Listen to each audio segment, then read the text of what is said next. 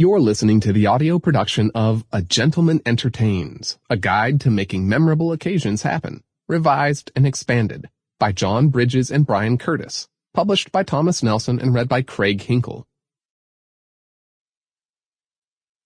For my mother, Patsy Caldwell, for her love and her recipes. B.C. For Joe Rowland, who made this book possible in ways, I hope, only he understands. J.B. Introduction.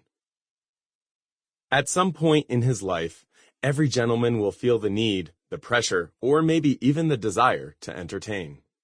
It may be a moment when he has something to celebrate, a new job, new friends, somebody's unusually important birthday, something to hope for, maybe a new romance, or something to pay back, after a few too many weekends of letting other folks pick up the tab for the cocktails. It may be a moment when he is hoping to seal a new business deal. It may even be a moment when, for no reason except his basic gentlemanliness, he has decided he just wants to be a nice guy. When that moment arrives, however, a gentleman may discover, much to his chagrin, that his mother is nowhere to be found. He will try to remember her parties, but he may only be able to remember little sandwiches involving thinly sliced cucumbers and the sound of a whirring food processor. He will remember little bowls filled with fancy cashews. In short, it will not be exactly the kind of party he had in mind.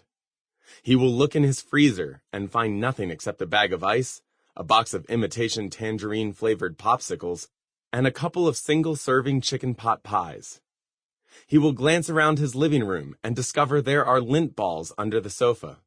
He will try not to think about the bathroom where the formerly white tile is now an odd shade of green.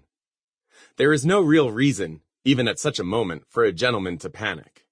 Instead, it is a time for methodical planning, attention to a few details, and not sweating anything.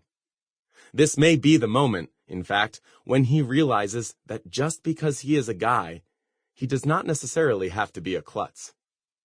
He may have to realize that he is a grown gentleman now, and that it's high time he thought about planning a party. Because he is a gentleman, he can survive even the evening that bears down upon him. Better yet, he can survive it with style, by being resourceful, doing the best he can, and relying on his higher instincts. There are signs that at least some of those instincts are worth trusting. He already has a bag of ice in the refrigerator, and... Sample complete. Ready to continue?